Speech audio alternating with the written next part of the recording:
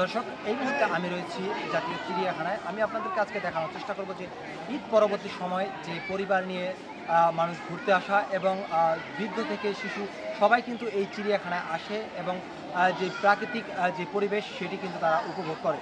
এছাড়াও তারা রয়েছে এখানে যে নানা ধরনের প্রাণী রয়েছে সেগুলোর সাথে আসলে পরিচিত হয় এবং এইখানে শিশু থেকে বৃদ্ধ সবাই কিন্তু আসলে এই জায়গাটি উপভোগ করে এবং তারা কিন্তু যে নতুন নতুন প্রাণীর সাথে এবং যেই প্রাণীর ছবিগুলো তারা বইয়ের মাধ্যমে দেখতে পারে, জানতে পারে, সেগুলোর সাথে তারা বাস্তবে পরিচিত হতে পারে।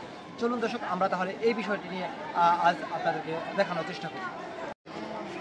দর্শক, আমার যে সামনে যে স্থানটি দেখতে পাচ্ছেন এটি হচ্ছে বাগেরখাঁচা। এইখানে কিন্তু আসলে দর্শনার্থীরা রয়েছে, তারা কিন্তু এইখানে যে বাঘটি রয়েছে সেটি কিন্তু তারা দেখছেন এবং এইখানে কিন্তু আসলে সব বয়সের লোককে আমরা লক্ষ্য করতে পাচ্ছি যে বয়স্ক, শিশু এবং মধ্য বয়স্ক সবাই কিন্তু আসলে এই বাঘকে কেন্দ্র করে কিন্তু এখানে উপস্থিত আছেন এবং তারা কিন্তু যে বাংলাদেশের জাতীয় পশু বাঘ সেটিকে কিন্তু তারা দেখছেন এবং উপভোগ করছেন।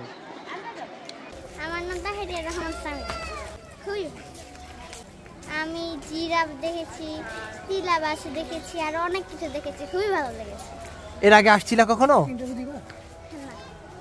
কার সাথে আসছো? আমার বাবা আর আমার ভাই। চিড়িয়াখানা শুধু বিনোদনের জায়গা নয়, এটি একটি গুরুত্বপূর্ণ শিক্ষা ও গবেষণা কেন্দ্রও বটে। দর্শনার্থীরা যেমন আনন্দ পান, ঠিক তেমনি প্রাণীদের নিয়েও, জীবনযাপন নিয়েও অনেক কিছু শেখার সুযোগ থাকে।